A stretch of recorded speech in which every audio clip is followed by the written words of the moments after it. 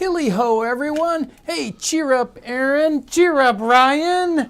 There we are. Welcome to the Nutmeg Tavern. It's Friday again. Woohoo! That happened fast. Yeah, it did. This was one of those weeks that just, well, when you do like 3 videos plus 3 live streams and everything else, it does go fast. It goes really, really fast. But welcome, come on, into the Nutmeg Tavern. We're having a relaxing time. We're sitting with our warmed drinks.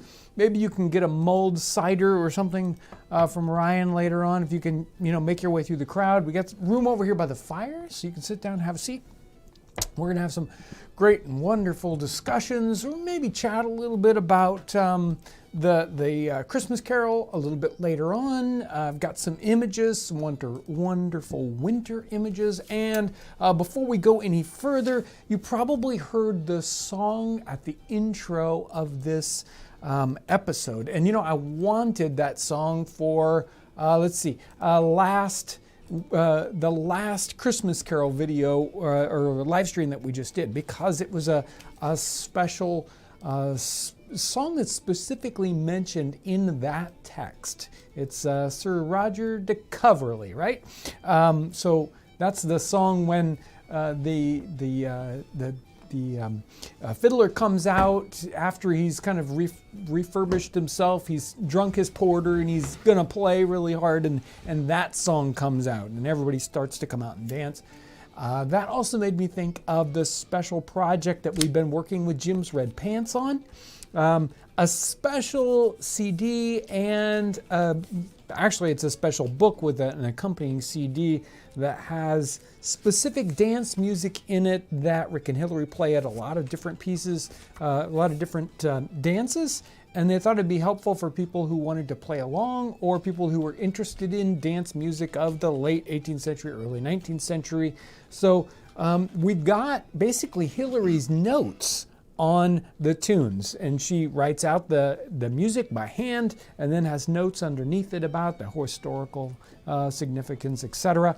I can't remember how many, so there's like 23 tracks, and the CD just has sort of accompanying music. So if you're the kind of person who learns music by ear more than by music, then that's what that's there for. These aren't available quite yet, but I'm hoping to have them very, very, very soon. So be on the lookout for that if you're a musician-y kind of person, you're interested in that. It's really, really neat. It was a fun project to work on. Yes. The CD sounds really good. Yeah. For an instructional CD, I've never heard one that sounds that good. Yeah, before. Rick, you did a great job. Yes. I was telling Hillary when she was working on the sketchbook, I said, you know what, it'd be really great if we had this sort of accompanying music. It doesn't have to be great, it doesn't have to be perfect. It's just for somebody to really get a catch for the tune, because some people can look at the music all day long and it's like, like me. Yeah, what? Let me hear it. Yeah, but if we hear it, it's like, okay, we can figure that out. So we got to have both things going on here. So tasting history with Max Miller's in the chat today. It's good to see you, Max. Yeah, Max. Glad to see you. I think I need more nutmeg. Hold on. This is always not nearly enough floating in there. Good. Now it's ready to go. Oh, look at that. Are you up and running? I gotta tell you, I am, and I'm happy I am, because the very first super chat in is from Kara, and it says, so happy I could finally make one of these coin for the bartender. What? It doesn't get any better. I've got the cush life back here. It is just, people give me money. I sometimes give them drinks. It's wonderful. All right. That's all right.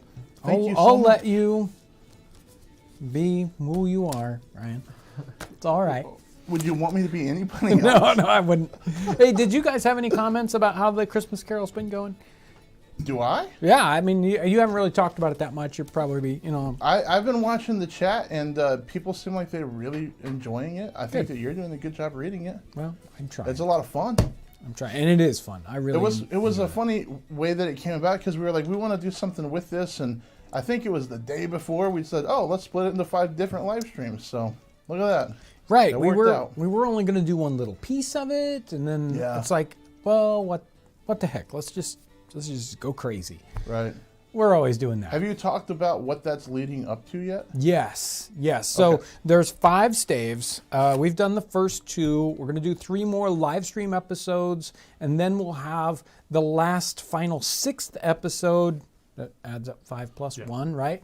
The 6th episode will be Friday, not this coming Friday's live stream, but the Friday after that. We'll have a special 2-hour live stream where we've locked in the special guest, Yes. right? That's locked in. We'll have Maggie, which is Carol, and Frank. Frank both, right? I Both of think them? just Carol's Just going to be Carol. on the live stream. Okay, just Carol will be on the live stream, and we'll get into the content, specifically the societal things that are going on here, as well as other tidbits that you don't understand. And I think this story is so great. I mean, we've seen how many just super good versions are there for us to watch. You know, the George C. Scott one, or the ancient Alistair one. The Muppets show one is even interesting I in like a the lot one of... with Goofy, too. Right, it's goofy, and it's got some details that we don't normally see. I personally really like the musical Scrooge, which don't ask me why, but I really like that one. But the deal is, seems like no matter how it's done, it's missing so many of the pieces that when we get to hear it, it's like, oh, yeah, I mean, I see what they were trying to get at, but when I hear the narrator talk about it, then it adds to that. So really think Right. for a story like this, we really need to hear the entire full read out version to understand the whole story. And so what Carol brings to the table, not only is Maggie, has she done a ton of research on the poor, which the story absolutely Yes. deals with, Right. but she's also a literature teacher. Yes. And she teaches this every year with her students. Right. And now she's bringing that along with the prowess that she has in researching for the poor of the time period, and all in one package, and we get to talk about it for 2 hours. And not only that interesting connection is that, she has already studied this and teaches it all the time. But Rick actually has done a lot of research on the music that goes into all the Dickens novels, which is it's so funny that those things all interconnect. It's really great. We should have Rick on just to talk about Dickens music. Hey, real quick, I wanted to do some slight housekeeping. Yeah. Yesterday we had a technical issue at the beginning of the stream. Yeah. The whole stream crashed, basically. So for those who are kind of confused, some people were saying I tried to get back in, it was Right. private. Yeah. We did end up doing the stream. There's a playlist called John Reads Classics on our YouTube channel, and all of those are going in there. In case you miss it, I'll throw the link up right now, but it's got that and Sleepy Hollow and Rip Van Winkle, and they're all going to go in there after. Yeah, when they're live done, stream. so you can find them all in one place. So those are all in there if you missed yesterday. Sorry about that. Yeah. So the super chat's filling up big Uh-oh. time, but I think I'm going to let it ride. Okay. We're gonna a cover couple some- that just deal with that real quick. Okay. For some positive affirmation for you, John. Oh. Mike Howell is in here and says, "Happy Friday, Townsends." John, I've been loving your reading of A Christmas Carol. You did an amazing job with all the voices, especially Scrooge. And Enzo Vinci is in there. "Hello, guys. I'm loving the Christmas Carol story. Yesterday we played it by the fire with my family. And I also want to know what the rifle is on the mantle behind you." Which one is up there? That's a left-hander, sort of like 1820s Tennessee reproduction done by Ron Elert, who's no longer with us, but an amazing gun maker from a couple of decades ago. That's what's up there right now. And then I better get this just because it was before those and I don't want to miss it later. It was from Breathing Nerdum. "Hello, friends. First time making the stream. I figured I'd throw some coin to you. Question, what's your favorite recipe? Any food better than a modern dish?" It's always, for me, it's always like, what did we just do? The latest one, yeah, right. Today's was pretty good. Today's was really good, but next Monday's Yeah, Mondays. was killer. Yeah, it was. Yeah. It was really good. John does rank it in the video. Yeah, that's right. so- Pretty high. Check out Monday's video. Do you still stand by that now that you slept on it? I think I mean, would. with anything with that much butter, okay, Right. is just going to be Right. really Yep. good. Butter and gravy. Yeah. Yeah. It's been a pretty good week for recipes. It has, as far it as- has. We got Oh, Happy yeah. Boys. The video Tuesday, the turkey hash. Thanks for those who have watched that. Yeah. That was delicious, just delicious. So really, can you go wrong? I mean, sometimes you can. Let's just say smelt. Okay, that's all I. Ew. On that note, what are we talking about today? Stockfish? No. Oh, we're talking about. We're going to be going through some wonderful images. I thought, winter's just started. We're just getting some little snow things, and we've got these pictures in our minds from A Christmas Carol, and I thought, well, you know what? Let's dig into some 18th century winter images, maybe a little Christmassy, some of them. Talk about them, go through them. I've got a bunch here. We don't have to go through every one of them necessarily, or maybe we'll break it up. But let's get started with that. Aaron, can you send that over to this piece of the vortex here? Here, let's see. Woo, there we go. There's our first. Did you say send it over to my piece of vortex? Yeah. Wonderful. I've got a special portal into the We need to make a vortex. sound effect. You had a plant covering your portal. Yeah, exactly. I needed to move that. This is a painting from, actually, this is like a mezzotint or something, but it's a hand done mezzotint of probably a painting. Ibison was the original painter. The print is by Tukey. It's from 1787. And there's several different images in here in this batch that are very similar to this one, and it kind of shows that this is a kind of thing that's going on a lot in the time period. This isn't just like a one-off kind of thing. We've got ice skating going on. We've got people in fancy clothes.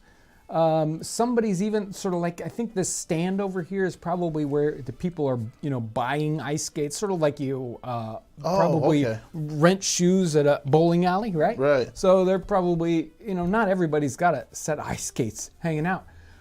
This guy's probably renting out ice skates, and I'll bet, see the jug up there on the pole? That's a sign, right? It's like you can get your drinks here. Yeah. Uh-huh. So That one kid must be freezing. yeah, Dirty he's shoes on. a little poor kid that's begging from those three ladies. Yeah, and you can imagine how cold that is I standing mean, barefoot. I guess he could at least stand on the grass. Well, Yeah.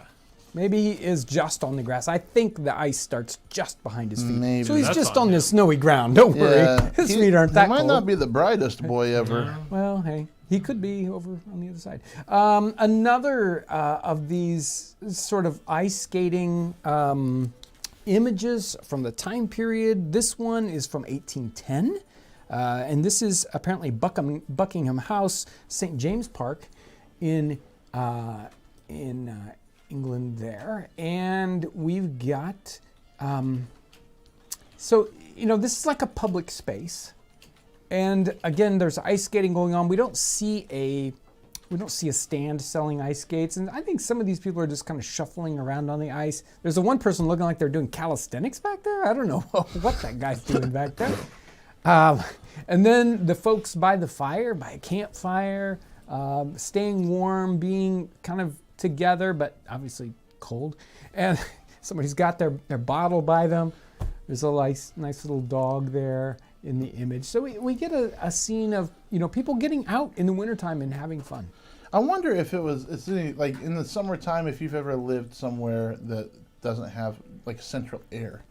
It's a lot easier to go outside in the summertime because it's not so hot in comparison. Right. Their houses weren't very warm either. Yeah, that is a So- good point. It's like if the difference between the outside and the inside is, it's 25 outside and it's 35 inside. Right. Yeah, let's go out. Might as well go outside and play. It's not that bad, right? I'll do my calisthenics Sure. outside in the public park. Maybe he's doing Tai Chi or something. There we go. We've got another ice skating image. And these skates are crazy. Yeah. I don't know how they work. It looks like they're just sort of tied on. See, so they're like a little wooden shoe with the runner, and then that's just tied onto your shoes, sort of like, well, they have kids skates that are kind of like that. And this, obviously, by the dress of the gentleman here at the front, is Dutch. That's a typical sort of like, hey, that's Dutch outfit that the person's wearing in the front, especially with that kind of hat. Obviously, she wants to go skating with him. Maybe this guy over here that's tying on the shoes is somebody who's renting out skates. We don't know. What's this crisscross tie thing going on this feller here? Or is that a cravat? It almost looks like it wraps under his armpits and around, but I don't think it does. I think it does. Oh, really? I think what you're looking at there is a super long muffler or comforter, as they would call it. We call it a scarf today, right? So I think that's not a thick one, but a thin one that he's wrapping around. It's so long. I mean, he could wrap it all the way around his neck and make it really big if he wants to, or to get rid of the extra material and still kind of keep him warm, he can tie it around his neck, and then it goes around his back, and then it comes around to the front. Yeah, he doesn't want to get in the way when he's skating. Well, not when he's skating. Especially holding the hand of a pretty lady. Well, let's just not go there. And on to the next image. No hand holding around here. Let's leave some room for the Holy Ghost. No. These gentlemen are snipe hunting in the winter. So we've got these wonderful dogs, hunting dogs apparently, multiple ones. Well, they don't have the dogs out hard on to the birds right now, or else they'd have to drop they pick up their guns real quick. This guy's even just kind of laying his gun on the ground, but they have fowling guns. I think there might be a dead snipe there, right on the rock beside the guy who's sitting down. You could tell by the time period, by their dress, that this is fairly late. This is 1790. They're not wearing tricorn hats, and their coats are styled in that late 18th century time period, but they're still wearing knee breeches. So yeah, they're high. This is expensive hunting attire. Now this, to go like totally backwards in time, this is very early. This is a 17th century, at least very early for us, a 17th century image of a frost fair on the Thames with Old London Bridge in the distance. This is 1684. We don't know who the artist is on this one, but look at all the stuff that's going on. This is a giant party on the ice. It's almost like there's some kind of parade thing going on here in the front, and we have these judges' stands or something, people to watch it here in front. And then there's all these other activities going on in the back. I don't know what this crazy, 6-horse carriage thing on the ice, that's got to be crazy dangerous back there. But we have lots and lots of things going on. This image looks like a Ren fair. Yeah, very much so. I love the boat on wheels with a sail there. In fact, go to the next image. That'll give us a close-up. Yeah, there's a close-up of what's going on. And really, right down here in the bottom corner of the image, we've got somebody selling probably food here. At the very bottom corner, we've got another gentleman with the dog there, and he's got a little stand. He's selling something. Again, I'm guessing he's selling food. We got people on ice skates falling down, which is, what you do with ice skates. Just behind them, there's somebody playing Skittles on the ice. So he's setting up little things so they can bowl and knock those down. And again, we have a coach that's just looks like they're crazy bouncing over the ice. So it must have been quite the fair they're showing off there. Going to the next one. I'm sure all the people skating appreciate those carriages. Yeah. It's and I almost survived. Yeah. And these two circles really intrigued me too. So I did a close up of this one on the right. Lots and lots of people standing in a circle. And there's this post, apparently, and a rope, and this little sled, and maybe these two people on the inside, so they're giving people rides. Probably like a vomit comet thing. It's like, how fast can we get them going so that they fly out of the sled or throw up or something like that. But, hey, they're having a good old time on the ice. This is a time for everyone to get together and have fun. Do you know when this painting is from? 1684. Really? Yeah, early. Nice. At least for us. Yep. Here is another, basically another frost fair on the Thames. This is now like 100 years later. This is 1788, 1789. This is Samuel Collins is the artist. And there's a lot to, dig in. In fact, I think we've looked at this image before. I love the super, just extreme left here with the sailor, with the obvious sailor outfit on, sitting there on whatever stump or basket or whatever that is. The shovel right by his side, one of those little short-handled shovels with the T. He's enjoying a pipe. You just can't see it. It's in his I left think there hand. is. There's a little bit of white Oh, there. okay. I'm pretty sure he's got a pipe in his hand. Yeah. And he's apparently in front of a stall that is a hotel, it says. So maybe it's like such and such hotel, and this is their little stand they're setting up, like one of those little pop-up shops, right?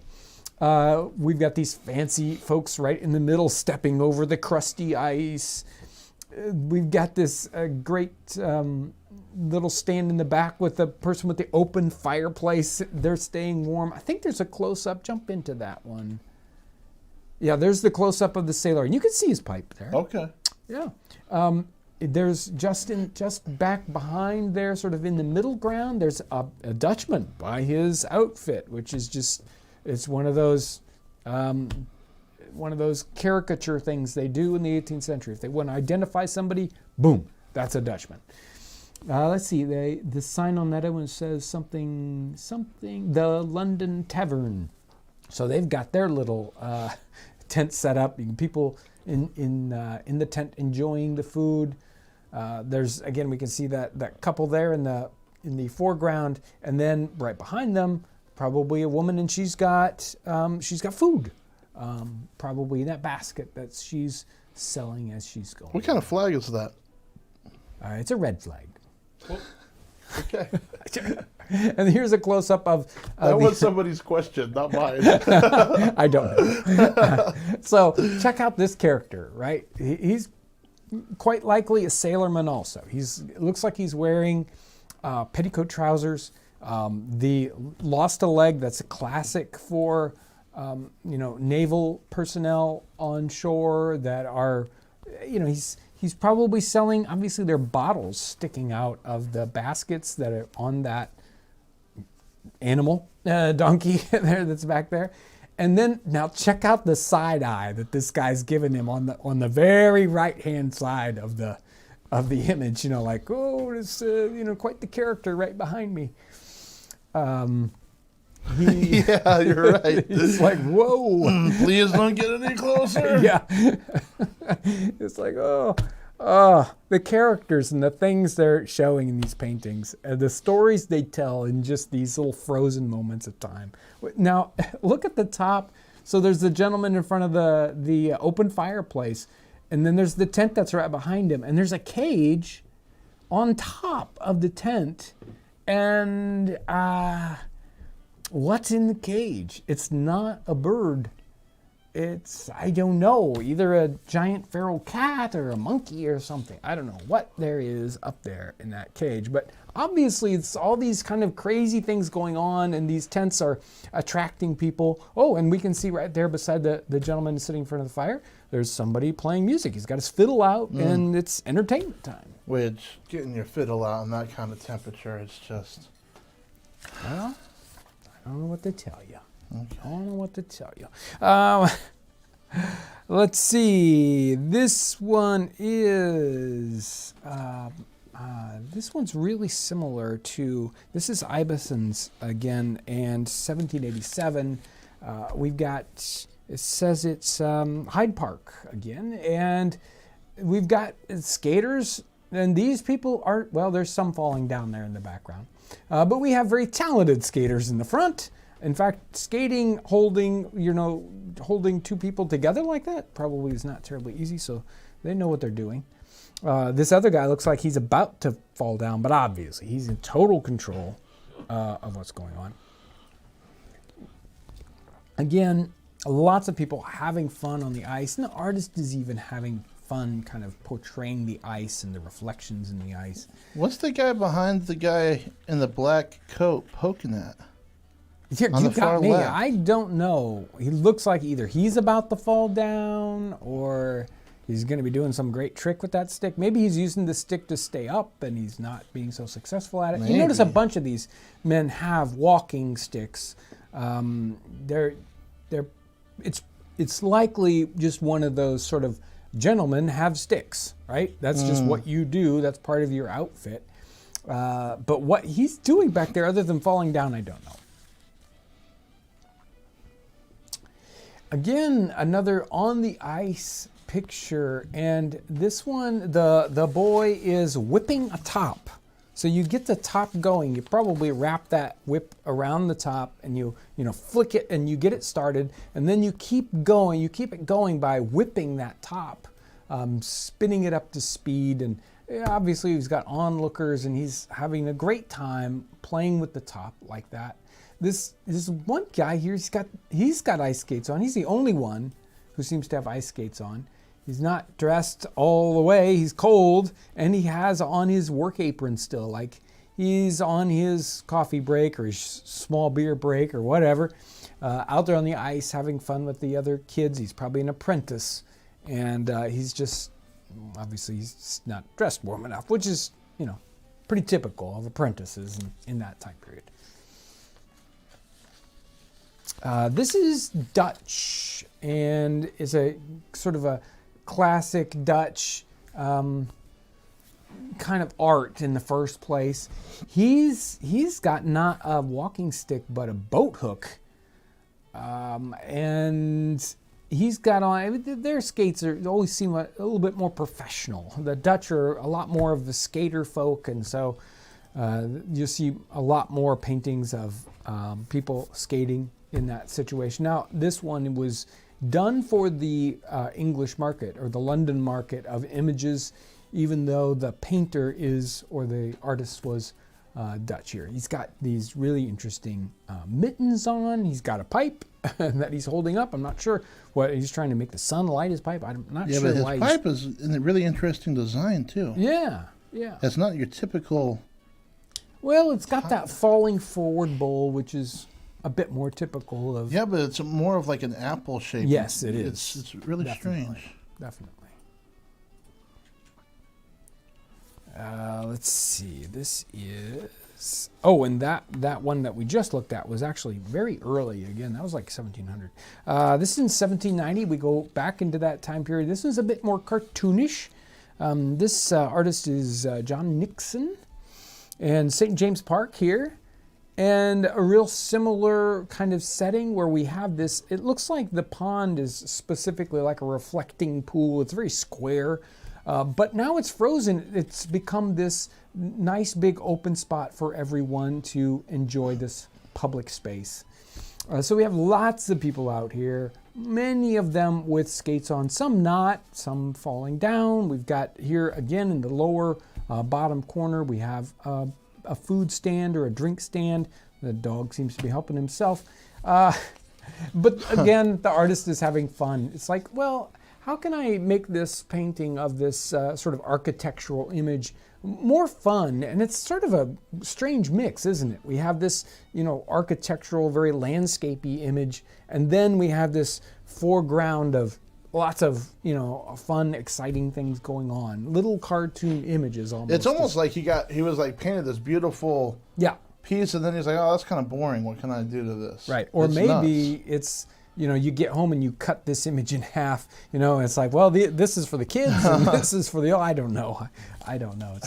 Do you have a lot more? Should we break? Yeah, we can break. We can definitely break. Do some super chat. I don't have a lot more, but I've got questions. Plenty to talk about. Go for it, Ryan. I gotta refresh this. I gotta refresh this. Whoa. Let's see. Here we go. Problem is, it starts to sink to the bottom. Clara Kaufman, your channel has made my 2020. I've been enamored with your cooking and traditional building techniques. I've tried a few, and they keep me going.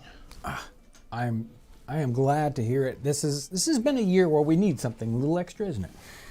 Redondo Rita, I'm very happy that you are doing the complete Charles Dickens Christmas Carol in 5 parts. John, keep it up.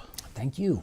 Denise Maloney Piran, I know it's a bit out of the time period, but I would love to see some Poe readings, The Raven, Mask of the Red Death. Yeah. So we love that idea. That's scary stuff. Aaron and I are both big Poe fans. I don't know. John, are you a big Poe fan? Well, in my younger days, possibly. Then you grew up, got wise. That's right. But if we do Poe, then we have to do Lovecraft, and then next thing you know, we're reading Lord Charles of the Flies. Verne, and Let's not read Lord of the Flies. Jack Delgado. So thankful for you guys changing my longing for a simple and meaningful life. Making mushroom ketchup and beer soup this weekend. mushroom ketchup. Yeah. You could put it in the beer soup. I don't know how to say JM's last name, but thank you, JM. Thank you for A Christmas Carol I've been too sick to read. This is a blessing. And Yes Santos coined to everyone, including Francis Bacon. Ooh. Now, I'm not sharing with an inanimate guys. big sign. I'm sorry. Enzo Vinci, the other thing I wanted to ask was, are there any 18th century applesauce recipes? If so, could you do one? Also, will you be at Fort Niagara next year? Who knows what's going to go on next year, right? Yeah. I'm not going to say anything about next year, although it's been quite a while since have been to Fort Niagara. There's an apple pudding recipe. I'm trying to remember the name of it, but we have done something very, very similar where it's sort of like you make applesauce kind of stuff and then you bake it into a pudding shell. I don't know. You could try searching for apple and pudding and see what comes up. That's the one I can think of most. But applesauce is so simple. I mean, it's like something they would do and they wouldn't even bother to really tell you about it. But if you were looking for it, I don't think that applesauce would help you out. So I think it's apple pudding. At least in whatever apple pudding was being made, you would make an applesauce as a step. Exactly. Right? Exactly. John Griggs is in Super Chat. As a member of the Sons of the Revolution, thank you for bringing imagery to what I've always imagined. May the blood of our ancestors never be forgotten. There we go. Next are cool. Coin for the Master of Tavern, Jolly Jabeson. What does that say? Felicitations. Excuse me. Yes. Harshman Hills, coin for the bartender. Of course, Harshman Hills, thank you so much. Taco Lover. Here. I need to refresh my grog. All caps with an exclamation point. That's funny. Seattle Pete, cool hat. Seattle Pete wanted you to know. Thank you. Speed and Style Tony, so is John a macaroni now that he has stuck a sprig of holly in his hat. I'm just trying to be seasonal. John's a very festive man. Yes, very much so. There we go. That brings us up on Super Chat. Hey, real quick, we're 400 likes away from 1,000 already. Let's do it. Yeah, we got to 1,300 during that. that first read, which was crazy. So I think we can do it again. Hit 1,300 that like button. Get the like. So this was an interesting question about the snipe hunting. Mm-hmm. Do you know if the snipe hunters had some sort of primitive bird shot in their muskets? Yeah, they could have regular shot. They could have swan shot. You can make a very quick primitive shot just by pouring. Remember when we were at just pouring molten lead into water, and it kind of makes not the roundest shot. In fact, it's not round at all. Right. But definitely easy to do in the field. More than likely, these gentlemen, though, they were undoubtedly close to town, and they probably had shot that was made from a shot tower and was much more round. And so they could have had primitive stuff, but they looked like they were pretty well-to-do, and they probably bought their shot. So Aaron Howard is in the Super Chat. Sir Francis Bacon's future Santa hat. is what she has to say. Actually, we've got a holiday sign coming up. We almost had it for this one, but watch for the next live stream. We will have the holiday version of the Nutmeg Tavern sign up. Wendy Carr sends in a donation without a comment. Thank you so much. Thank you. John Schmonsees, I think. Do you know how A Christmas Carol was received by the public when Dickens first released it? So apparently when he first did that, like the very first edition, it was crazy. Like they didn't really think about it and they went all out. I mean, it had illustrations in it, lots of illustrations, which were expensive to do in the time period, hand tinted, and it was like 2,000 copies. He thought he was going to get a lot of money from it, and since it was such an expensive thing to produce, and they hadn't really even talked about pricing, he didn't get nearly as much money as he thought he was going to get. So no, but I think it was very well received right away. Six Finger Jake is in Super Chat. That's a cool name. In this Christmas era, is there enough currency for what would have been their gifts, or all the gifts handcrafted by the parents? Love the show. Six Finger Jake apparently hasn't heard of Santa Claus. Yeah, that's where that stuff gifts comes from, Jake. Really good question. And again, this is a very cultural, I mean, a question like this seems very general, and generally today we might answer it in a very general way, but you can't really for the 18th century. There are different specific cultures within North America, within Great Britain, and each one of them is going to have their own little twist, or what they do with Christmas or not do with Christmas. And some are very gift-giving situations, and other ones, they don't do anything with Christmas. Now, by the time we get to Christmas, the Christmas Carol in 1843, Christmas is a lot more solidified, at least within the English tradition and probably even within the American tradition.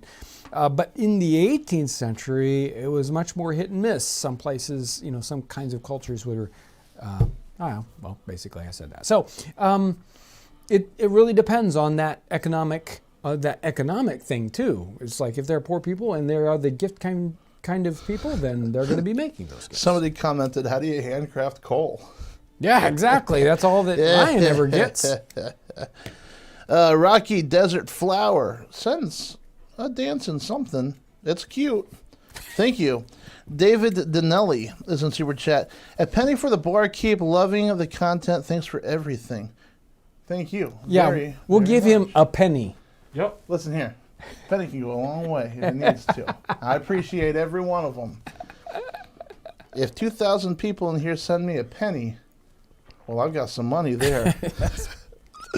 Leslie Andrew Writing says in the Super Chat, I know snipe hunting to mean leaving your buddies out into the woods and left them there to search for the mythical snipe. Yes. Guess meaning changed? Yeah, so there are snipes, right? There's snipes here, snipes in Great Britain, and they are a little water bird. So, there is the joke of snipe hunting, which is, you hold the bag and we'll scare it to you and all that kind of good stuff. And then, you ditch them. But there are snipes and you do hunt them. I don't know how to answer it better than that. Not in King of the Hill. Sorry. I'm feeling a little frisky. Andrew Robley, an historic preservationist here with nothing but praise for your channel. I was wondering if you have made or have plans to make any videos on 18th century music, common or fancy. We have done some pieces, especially specifically with Rick and Hillary, but we haven't, talked about that a lot or covered the individual things. And again, I'm not an expert on that particular phase of 18th century culture, so I'm not going to speak to that to any great extent. But sometimes when we find just the right people to talk about it, then we do. Did you talk about the live stream with the instruments? We covered a lot of instruments in the live stream back during quarantine. Yeah, so not necessarily music per se, but musical instruments, and covered some images and talked about some of that. Yeah, you might be able to find that. I think it's called, I know the thumb says like weird instruments or weird music. but I don't remember what the title of the live stream Oh, no. It was right when you finished this. The piece, Tromba this Marina, beautiful instrument right here. Yeah. Anyway, Aaron, how did they get to past live streams? There's a link in the description called the Nutmeg Archive, and it There we should go. be in there. There we go. Wonderful. Good. Okay, and then one more here. Matthew H. coin for the Witcher Aaron for slaying those online trolls. Hey, no problem. Man, that's a cool Yeah. title. That's a cool title. Yeah. I gotta find. You got to get The something Witcher 3, man. Yeah. You probably get it for like $15 now. All right, John. Let's dive. Oh, Patreon. Yeah, no. Actually, I want to talk about this guy, and I thought I'd read this just great review. Some folks go to our website and review products when they get it. If you get something, you can review it. And Jack was really kind in reviewing this, which is the sister product. I got a pair of these porringers for my wife and I, and we both love them. Wonderful craftsmanship, generous size, very versatile. We use them for soup and coffee and hot chocolate. And of course, porridge. I'm planning on making a batch of chili soon, and I know exactly what I'll use to serve my spicy stew. Thank you, Jack. Wonderful. For that. And hey, we actually have, there are a lot of things we're out of this season because it's been a crazy season. But we do have some of these. We do have wonderful porringers. There's a link to the website if you'd like to see that. And I will do the Patreon really Can I quick. interrupt real quick? Yeah. Aaron, I don't think it's very cool if you got to pay your dad to make cool comments about you in the chat. I didn't pay him. That's not. Sure, that you doesn't didn't. make you look very good. Well, I don't know what to And here we go, Patreon names for this week. So every week I try to read the brand new people that are on that help support us on Patreon. These are the new folks this week. Blake. I tried to pronounce this. I had it down, and then now I got to read it. Neola, Blake Neola, Jonathan Smith, Haley Poyer, Kay Hardy Roberts, Dylan Frederick, Linnea Stedelman, Amber Sanders, Melinda Regenfus, and then Andrew. This one's tough. There's like the English pronunciation for some word letter groups is just nuts. So Andrew, I think it's Trough, and then Tiffany Chen. All those are brand new Patreon people. If you're interested in supporting us on Patreon, you can check out the Patreon link down below. And we do have some special content sometimes for Patreon folks, and it's a great set of folks. So thank you so much. The last few images, let's do them. There are only 3 or 4. There we go. Next one. Yes. This, you can't see it because I had to crop them off. So many of these images can be tall and skinny, and they're really hard to battle with. This one is, there's mistletoe above their heads. So this is in our time period, 1790. Again, there's a lot of images from 1790. And obviously, this is a festive time going on here. We got food on the table. We've got couples watching. I don't know if there's dancing or what's going on here. But obviously, They're dancing. Mistletoe stuff going on Handsy. here. Anyway, that's, when I think of, so when we get to the next stave of the Christmas Carol, and we see the party going on inside the nephew's house, and it's probably something like this, people standing around and having fun. So there we go. Next image. That girl's feet are really small. Yeah, well, back in the 18th century, women's feet were smaller.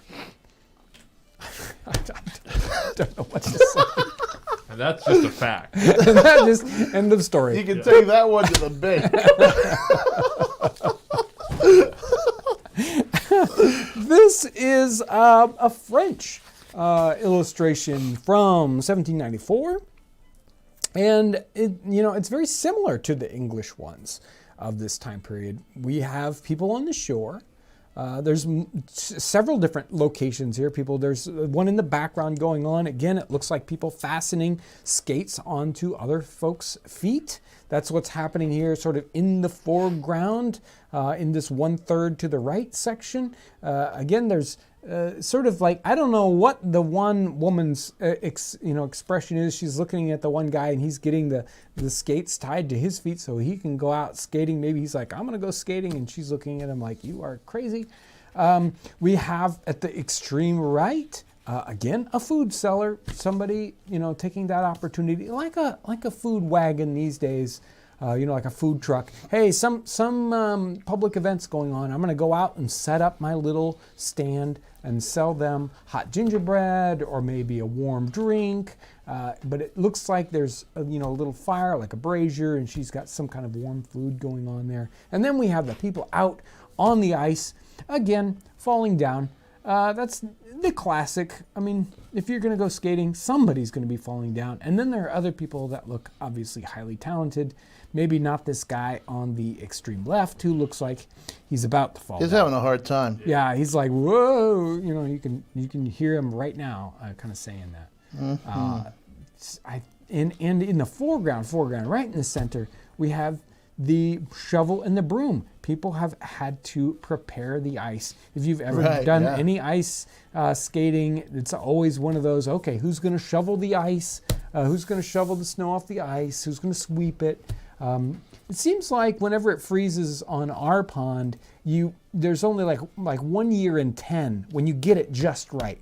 When the ice, freezes nice and smooth and there isn't snow on it and it's just, a miracle. Hey, let's go out and go ice skating. And the rest of the time, either the ice is all rough or it's got a foot of snow on it. And the problem is, the minute you want to shovel that off, you can't get any traction, because it's ice. And my grandparents' pond was kind of nestled with a hill on all sides of it, so the wind didn't really. It was nice flat ice. Yeah. There's the close-up of that group there.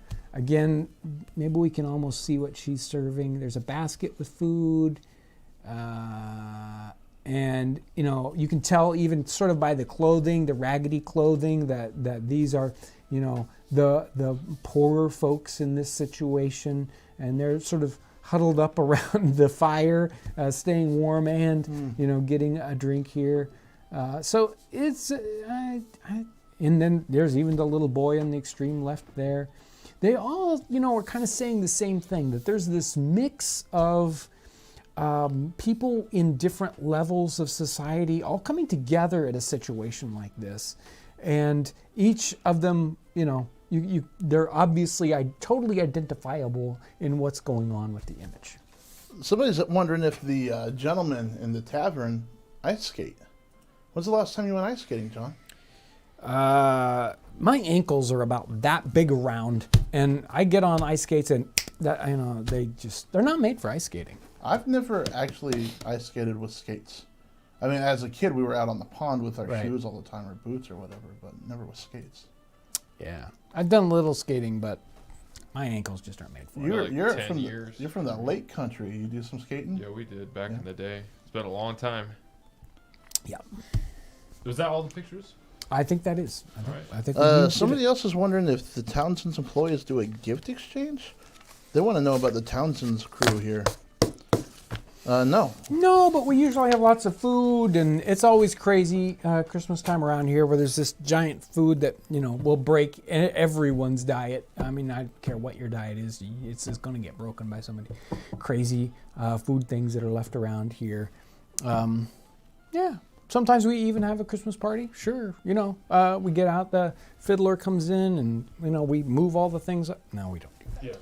We wing a lot of stuff around here. Usually it's like a few days ahead of time, and it's like, hey, let's do it. Sounds nice. Yeah. So, Heather Torre is in Super Chat with a donation and no question or comment. Thank you, Heather. As Baza 1382, the same thing. Alchemist 09, thank you for the recently begun reading of A Christmas Carol. I look forward to the next installment as I work in my kitchen. Cheers. Rick Urbanowski sends in a super chat without a comment as well. Phantom Angel of Music. Wow, that's cool. I missed the last two live streams. Are we reading today or just chilling? We're just chilling. And I got to say, there have been a ton of new members. Excellent. And, we really appreciate that. Yeah. Aaron, can you talk a little bit about what the membership on YouTube is all about? Yeah, so the membership is essentially just a way to support us. It's like $3 a month, and basically you get access to some fun custom emojis that Ryan has made. You get a badge by your name, and the badge keeps changing the longer you've been a member. And for a lot of the members, there's a cool one coming up after a few months, a special like 1 year membership. So it's just a way to support us. It's just a little bit, and it's a way to kind of show who you are in the chat and throw up some fun emojis here and there. And here, I'll throw them up right now. And occasionally there's special content. We haven't done it a lot. We haven't really planned a lot, but we haven't talked a lot about that. Yeah. Special content that just is for members, just little stuff. But Yeah. There's somebody in here, I think they're saying they're from Bryan, Ohio, which Okay. is Not which that is far away. the town of my birth. Whoa. Yeah. Really? Is that even? Right. Wow. I guess I'm a Buckeye. Don't tell anyone. Yeah. Don't tell. I'll kick you right out. I know. That cleans us up on Super Chat, I think. Yeah. Somebody's got a good. What about winter sports? I mean, we saw a lot of skating. Was anybody doing anything like hockey or anything like that? Or, I mean, the top, I guess, isn't really a sport. It's entertainment, but. Oh, yeah, there's hunting, but I'm not sure what other kind of winter sports other than skating. I'm sure somebody will, pop into the chat and give us a great example. But in the time period, I think staying at home and trying to stay warm was the biggie. Tuesday. All right. Somebody asked how they become a member. Did you already talk about that? Yeah, there should be a join button right under the video, kind of near the thumb up, thumb down spot, and it just says join. And make sure to give it a thumbs up while you're there. Yeah, and give the thumbs up. Yeah. Yep, it should be right by there. Now, before we get any closer to the end, let's talk about next Tuesday. That's when the next episode of A Christmas Carol we're going to be doing. And that one is the third stave, The Ghost of Christmas Present. And it's long, so we might start a little earlier at 3:30 to get the whole thing in. In fact, I think let's do it. Let's plan it right now. It's scheduled 3:30 on Tuesday. We'll do this next one. I'm going to be, saving up my voice for this one because there's a lot to this next chapter. Wow, whenever I dig into these things and read them, and you're just used to kind of taking these stories in kind of passively when you're watching a movie or whatever, and while those are great, it's just a whole nother depth to it when you get to either read it aloud or listen to someone read it aloud. I'm just so enjoying this project. I'm so glad that other folks are coming along with us on this and enjoying it also. Yeah. Hey, real quick, I'm just going to throw the link to the join section in chat for those who can't find it. Sometimes the button's there, sometimes it's not. Depends on the interface you're using. Yeah, If you're on the exactly. television, who knows? Yeah, it's definitely not there. So I knew that this was coming as soon as I uttered Buckeye, but Aaron Howitt sends a super chat that says, Ryan, you're from the same state as Cincinnati Chili. And that just makes me question everything. Well, question life itself. Yeah, I just don't know about this whole gig anymore. Somebody else is asking, you see much reference to ice fishing in the time period? No. Ice fishing, I think, is a conundrum in and of itself. I mean, who wants to sit out there on the ice and wait for this fish to just barely nibble your... I don't know. I think it's ice fishing. Wow. Well, sorry to all you ice fishing folks. No. John disagrees with you. I don't disagree with you. I'm sure. Okay, here's the problem. I'm a cold person. I'm always cold, and my feet are always cold in the wintertime. And the last thing I want to do is go stand on the ice. I mean, it's like, talk about, well, it's like standing on blocks of ice. My feet being blocks of ice. Rick Urbanowski is in Super Chat asking, how large was the Polish population in the colonial times? Excellent question, and I really have no idea. Is the question Polish immigration into North America in the 18th century? I'm sure there's some academic work on that, but I don't know about it. Casca's sent a poultry thumbs up, so thank you very much. Slayer Piano Man, in the end of Christmas Carol, they eat a goose. Was that the norm? Was there a traditional Christmas dinner?